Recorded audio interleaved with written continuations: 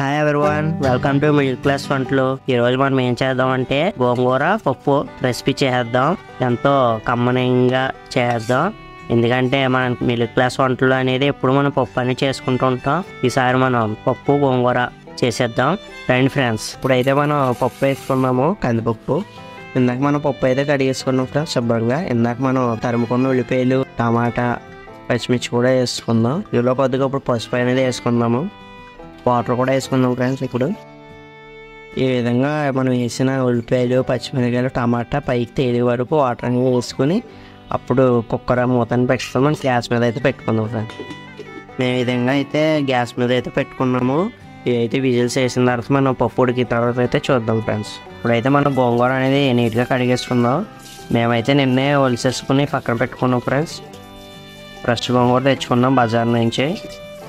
ఈ విధంగా అనేది శుభ్రంగా కడిగేసుకుని ఒక బౌల్లోకి అనేది తీసుకుందాం. ఈ విధంగా మనం గ్యాస్ మీద పెట్టుకుని ఉడికిచ్చేసుకుందాం. పక్కనేమో పప్పు పెట్టుకున్నాము, పక్కన గోంగూర అయితే పెట్టుకున్నాము. అందులో ఖాళీగా ఉండి ఎందుకని గారెలు వేసుకున్నాం. అవి కూడా లైక్ చేస్తాం ఫ్రెండ్స్. ఇప్పుడు మాకు పప్పు అయితే ఉడికిపోయింది ఫ్రెండ్స్. మనం ఎందాక పెట్టుకుంది పొగ వల్ల ఏం కనబడటం లేదు. పప్పు అయితే మొత్తం కుక్ అయిపోయింది మనకి. పక్కన గోంగూర కూడా అయితే కుక్ అయిపోయింది. ఇది కూడా దించేసుకున్నాం. వాటర్ అనేవి మనం ఒక అలాగా దాంట్లోకి తీసుకోవాలి ఫ్రెండ్స్. మొత్తం ఇప్పుడు పప్పు గుత్తి అనేది తెచ్చుకుని ఈ విధంగా మనం మెత్తగా నలిపేసుకోవాలి.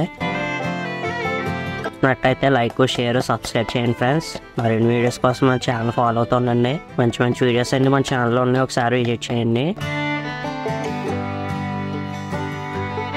పప్పులు అయితే పక్కన పెట్టేసుకున్నాం. ఇందాక దాన్ని ఎలా నలగొట్టామో దీన్ని అలాగే నలగొట్టాలి ఫ్రెండ్స్. కాకపోతే కొంచెం ఎక్కువగా అనేది మెత్తగా చేసుకోవాలి. గోంగూర చాలా వేడిగా ఉంది, పొగలు వచ్చేస్తున్నాయి.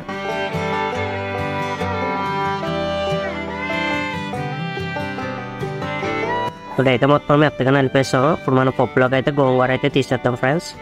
సరిపోయినంత తీసుకోవాలి, మరీ ఎక్కువగా తీసుకోకూడదు. చూసుకోవాలి ఒకసారి క్వాంటిటీ అనేది. నాకైతే సరిపోయింది ఫ్రెండ్స్, ఇంకా మిగిలిపోయింది. నేను దీన్ని ఏదో చేస్తాం. ఇదైతే మాకు కరెక్ట్గా క్వాంటిటీ అనేది సరిపోయింది. ఇప్పుడు ఇందాక మనం తీసుకున్నాం కదా ఫ్రెండ్స్ వాటర్, ఆ వాటర్ అనేది పప్పులో వాటర్ అనేది మళ్ళీ అందులోనే వేసుకోవాలి.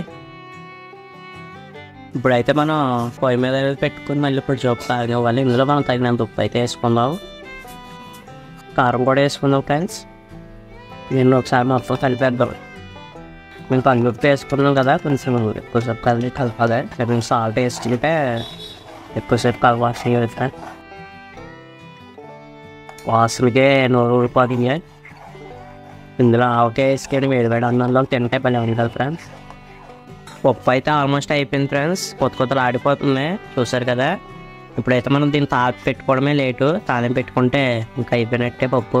తాలింపు అయితే పెట్టేసుకుందాం ఫ్రెండ్స్. ఈ బౌల్ అనేది మా ఆవిడ గారు గొడవపడి మరీ కొనిపించారు. ఇది చాలా పెద్దగా ఉంది కదా ఫ్రెండ్స్.